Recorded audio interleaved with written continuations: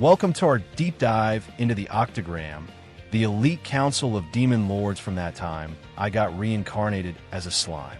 By Season 3, this group is arguably the most formidable in the series' history, featuring 8 incredibly powerful beings who hold the fate of nations in their hands. These aren't just individual powerhouses. They command entire factions and armies that can turn the tide of massive conflicts. We're going to break down the Octagram in 2 ways. First, we'll rank them by the strength of their factions and military might, and second, by their individual combat prowess. Fair warning, spoilers ahead. We'll be discussing key events, abilities, and matchups from Season 3 and earlier arcs, including the Walpurgis Banquet and the Jura Tempest Federation's rise. Let's get started. Part 1. Ranking the Octagram by faction and military strength.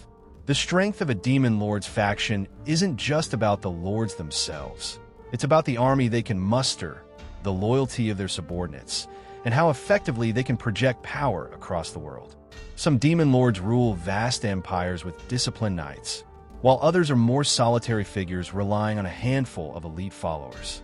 In Season 3, we see these dynamics play out after the Walpurgis Council and in preparations for larger threats, like the potential war with the Eastern Empire. The sleeping ruler. 8. Dino. Virtually no faction to speak of. At the bottom is Dino, the enigmatic fallen angel. The sleeping ruler lives up to his name. He's so detached and lazy, he has virtually no faction to speak of. No subordinates, no army, no territory. When it comes to military might, Dino is a one-man show, placing him squarely at the bottom. 7. The Labyrinth, a small but growing network of magical allies. Next up is Ramiris, the pint-sized fairy queen of the Labyrinth. Like Dino, Ramiris starts with a tiny faction, but she edges him out due to her unique assets and recent expansions in Season 3. Her core subordinates are limited. The Dryas Doll Dryad Trainee, who serves as a guardian spirit with nature-based magic, and Beretta, a powerful archdoll crafted by Rimuru himself. Beretta is a standout, capable of rivaling high-ranking monsters like Geld or Sui in combat, with immense durability and magical prowess. Season 3 marks a turning point for Ramiris' faction when the rest of the Dryads who lived in the Great Forest of Jura relocated to her labyrinth. This adds a contingent of nature spirits who can manipulate the environment, summon barriers, and provide reconnaissance. Additionally, Ramiris can create A-rank golems on demand, though these are more like constructs than loyal troops. Her labyrinth itself is a military asset, a 100-floor maze that can trap enemies, regenerate, and house allies safely. Despite these strengths, Ramiris' force is still minuscule compared to others. It's more of a defensive setup than an offensive army, relying on trickery and traps rather than sheer numbers. In a full-scale war, she'd struggle without alliances, but her growth potential pushes her above Dino. 6. The Frozen Continent, elite but limited servants. Guy Crimson, the ancient primordial demon Rouge and de facto leader of the Octogram, commands a small but extraordinarily potent faction. As the Lord of Darkness, Guy rules from his icy palace in the frozen north thanks to Velzard. But his military isn't about quantity. It's about quality. His primary subordinates are Rain and Misery, fellow primordial demons who hold the title of Demon Lords. These two are on par with Rimuru's Butler Diablo and Raw Power, specializing in devastating magic and combat. Guy can also summon lesser demons if needed, but his core force is elite and compact. In Season 2, we see Guy's influence during Walpurgis, where his mere presence enforces order. However, the small size of his army, essentially a handful of top-tier demons, limits large-scale engagements. Guy relies on his personal strength to deter threats, but in terms of military backing, it's arguable that Rain and Misery, while powerful, don't match the coordination of larger forces. This places him above Ramiris due to the sheer destructive potential of his primordial maze, but below those with more structured armies. 5. El Dorado, a coordinated knight order with magical edge. Leon Cromwell, the stoic former hero and ruler of El Dorado, edges into the mid-tier with a well-organized military that's built for precision and coordination. His faction centers on the Knight Order, led by the Silver Knight Allrose, a master swordsman with spirit-based abilities. These knights are spirit users, blending elemental magic with expert blade work, making them versatile in both melee and ranged combat. Leon's forces are trained to handle high-level threats, compensating for his own relative weakness compared to top demon lords by emphasizing teamwork and strategy. Although Season 3 hardly features Leon at all, he's the ruler of El Dorado, a very prosperous nation on a continent separate from the Western nations. However, they are a well-disciplined, ever-ready Knight Corps due to the threat of nuclear magic attacks from the primordial demon John, before she joined Rimura later on. Anyway, unlike Guy's solitary elites, Leon's knights number in the dozens to hundreds, with a focus on coordination. This setup allows Leon to punch above his weight in challenges, as seen in his past battles. However, they lack the raw, overwhelming power of giant armies or demon hordes, placing him below the heavy hitters but above the smaller groups. 4. Demargania, the menacing Titan army. Degrul, the giant demon lord known as the Earthquake, commands one of the most fearsome mid-tier militaries, the Titan Army. Ruling the barren wastelands, Degrul's forces are composed of massive giants with innate magic resistance, making them nightmarish opponents for spellcasters. Many of his subordinates are over A rank, with physical strength that can shatter mountains and endure punishing assaults. They're led by Glassword and Viscera, Degrul's disaster-class brothers. Although Degrul sent his 3 sons to Tempest to be trained by Cheyenne, it didn't make a dent in his force. His army isn't the largest, but their quality and resistance give them an edge over Leon's more balanced and spirit magic-reliant knights. In a hypothetical invasion, Degrul's Titans could hold key choke points indefinitely, making him a defensive powerhouse.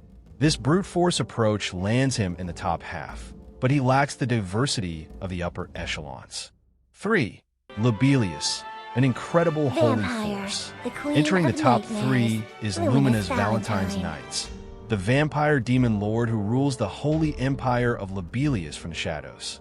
Her military is a layered powerhouse, the Holy Knight Order led by Hinata the Saint and her Holy Crusaders, a skilled swordswoman with anti-monster expertise, the Temple Knights of the Western Provinces for broader support, and her elite Overcomers, commanded by Lewis and Gunther, who are disaster-class vampires with superhuman abilities. Season 3 showcases Lumina's Crusaders during the confrontation with Rimuru and the Festival Arcs, where Hinata's Knights demonstrate coordinated holy magic attacks that can purify demons and monsters. Lumina's can mobilize thousands, blending faith-based loyalty with raw power. Her Overcomers are particularly deadly, rivaling Demon Lord Seeds. This versatility, holy magic for offense, knights for battlefield control, makes her army outstanding, capable of crusades or sieges. She's interchangeable with the top 2 due to her strategic depth, but slightly edges out by sheer scale. 2. Malim's Domain, the largest and most capable force. Topping the faction ranking is Malim Nava, the dragonoid daughter of Eldanava. Her military is the biggest in Season 3, encompassing the Beastmaster's army, ferocious beastmen under Carrion. Led by the Beastketeers, Frey's Harpy forces for aerial dominance, and the Dragon Faithful, devout worshippers with holy magic and recovery. This coalition forms a massive, versatile horde capable of overwhelming continents. The Lycanthrope's ground troops provide brute force, Harpy Skies control air superiority, and the faithful Dragonauts add rear-end support.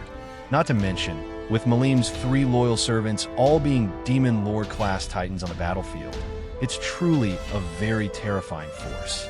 1. Jura, Tempest Federation, the benchmark army. Rimuru's Jura Tempest Federation sets the standard for modern military might in Tensura. By Season 3, Rimuru's army has evolved into a diverse, loyal force led by 6 Demon Lord C-class executives. Benimaru, Flame Magic and Generalissimo. Ranga, Speed and Pack Maneuvering. Gabru, Draconic Aerial Units. Cheyenne, Raw Strength and Cooking coordination, Geld, battlefront tanks and defense, and Sui, assassination and espionage.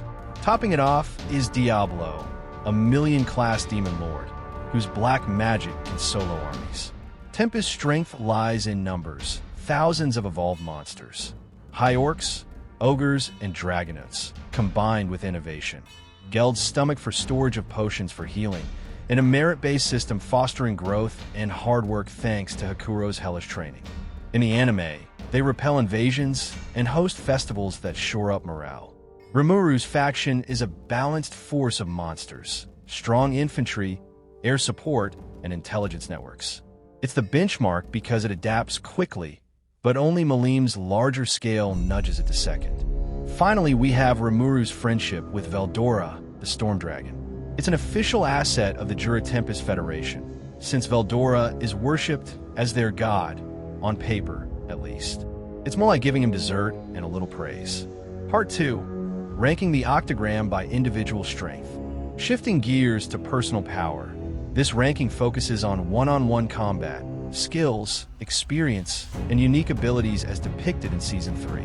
Demon Lords here are godlike, with ultimate skills and existence values in the millions. 8. Ramiris, the Labyrinth Master, non-combatant at heart. Ramiris remains at the bottom individually. As a fairy, she's a creator, not a fighter. Her small form and lack of combat skills make her vulnerable in direct battles. Her strength lies in labyrinth creation, allowing immortality within her domain, but outside it, she's fragile. Season 3 shows her relying on allies like Beretta, confirming her non-combatant status until she grows up. 7. Rimuru Tempest, the slime strategist, analysis over aggression. Coming in at number 7 is Rimuru Tempest. He ranks low not for lack of power, but for his inexperience. He's only recently awakened as a demon lord, and while he has incredible ultimate skills like Raphael for analysis and Beelzebub for consumption, his strategy relies more on evasion and information gathering than direct aggression. While his defensive capabilities are top tier, thanks to his absolute guard, his raw combat experience is still catching up to the centuries-old veterans on this list.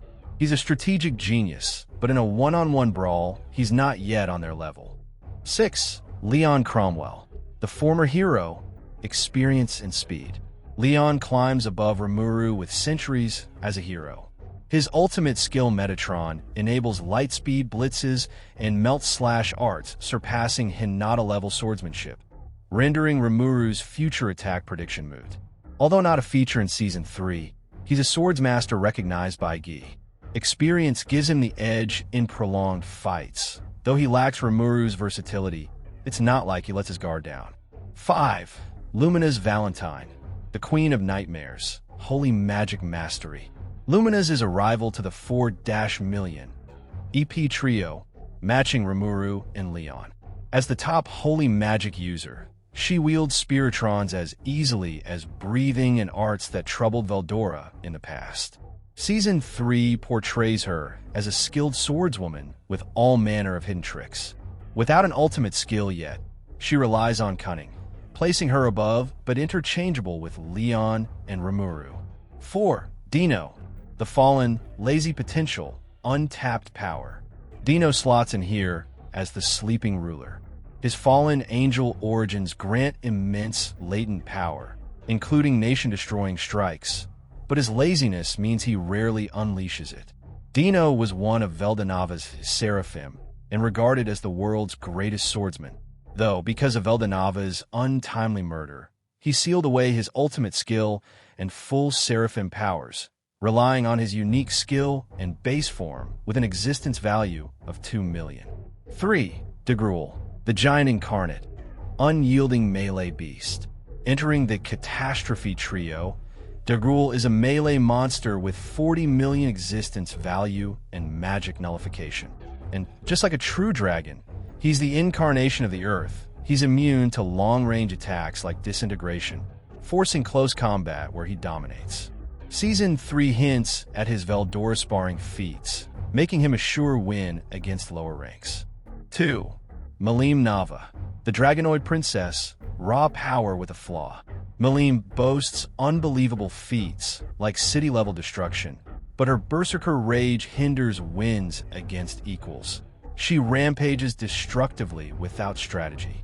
Season 3 shows her overpowering subordinates, but against peers, instinct takes over.